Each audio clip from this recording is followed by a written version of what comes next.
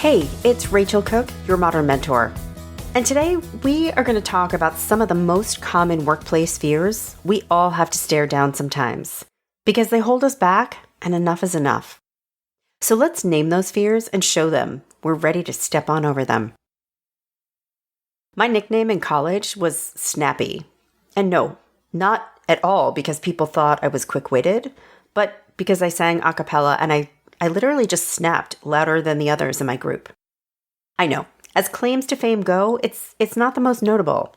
But my career as an a cappellist, yep, it's a word, was one of the great highlights of my years as an undergrad. I almost missed out on it though. The first time I was due to get up on stage, I was straight up terrified. What would people think of my voice, my dress, my stage presence? What if I went flat or forgot the words or just nosedived off the stage in a panic? But I did it. And I kept on doing it, and the rest, as they say, was history. I would never have forgiven fear if it had stopped me from getting on that stage. Fear's a beast. It stands between us and so many great things. And it's time we take a stand. In my work, I get to speak with and coach people in a wide variety of companies and industries. And while the work may be different in every company, the things we fear doing as employees or as leaders, they're tremendously consistent. And as a result, we're all kind of missing out on some pretty hot stuff. So let's talk about what some of the most common workplace fears are that I see holding people back and what we can do to start overcoming them. First, there's the fear of seeming unable to handle it. If you take nothing else away from this podcast, then please take this. Putting up your hand to say there's too much on my plate and I really need some help is not a sign of weakness on your part. It signals self-awareness, humility, and vulnerability, all superpowers in today's world. Just last week, a colleague reached out to me. She was due to run a leadership offsite in a couple of weeks, but she has some stuff brewing in her personal life and she asked if I could run it on her behalf. Later, she apologized, profusely. She said she felt awful that this client was depending on her and she couldn't hack it. Those were her words, not mine.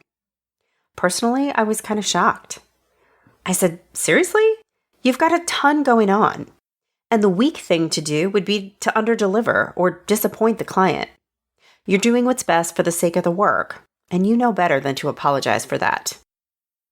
Next time you find yourself afraid of asking, ask yourself, what's best for the work? Don't be so afraid of asking for help. You can handle it. Next, we have the fear of seeming immodest. Truth or dare? You pick truth? Okay. How truly appreciated, how recognized do you feel for all your unsung contributions to your company's wins? Now, dare. I dare you to find a way to talk yourself up, to let your boss and your peers know how valuable you are, without being afraid that you're bragging. Is that possible? Sure thing. It's all in the positioning. Bragging would be saying something like, sales would never have closed that customer if I hadn't developed those enablement materials for them. But helping people see your contributions is more like, it's exciting to see that new approach we tried in our sales enablement materials really working. After I read that book and picked up that new model, I really had a feeling it would be a win for all of us. Can you feel the difference? The former is bragging, but the latter is highlighting research you did and a risk that you took, and helping people around you connect the dots between your inputs and a winning output. This matters because it reminds your boss of how valuable you are. It puts you at the top of mind for new opportunities, and it helps her to recognize the value of reading and testing and learning. Your willingness to speak up may end up moving the whole company forward. Next, we have the fear of not feeling busy. When I peek at people's calendars these days, they are full to the brim. We feel compelled to book every minute of our day without leaving a single space for ourselves. And then we wonder why we feel disconnected or uncreative.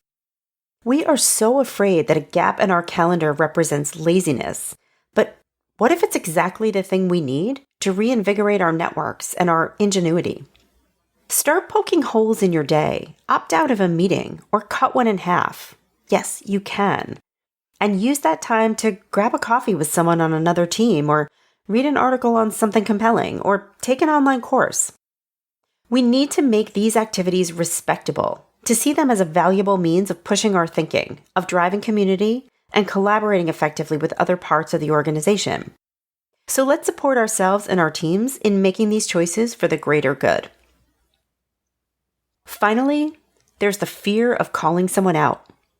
When you're in a meeting and your colleague has presented an idea and is asking for feedback, do you give it? Like, really?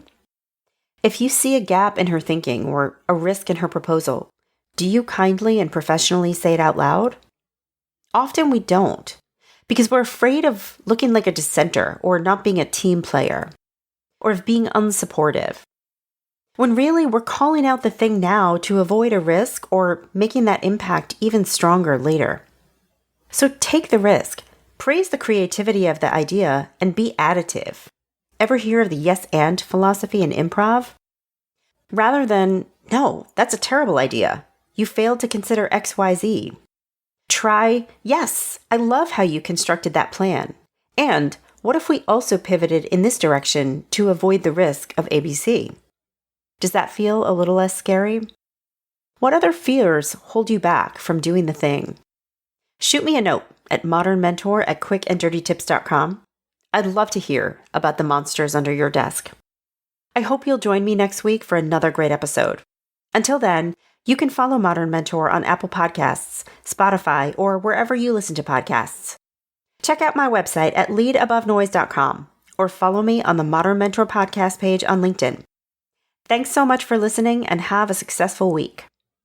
Modern Mentor is a Quick and Dirty Tips podcast. It's audio engineered by Dan Farabend, with script editing by Adam Cecil. Our podcast and advertising operations specialist is Morgan Christensen. Our digital operations specialist is Holly Hutchings. Our marketing and publicity assistant is Davina Tomlin. And our intern is Brendan Pika.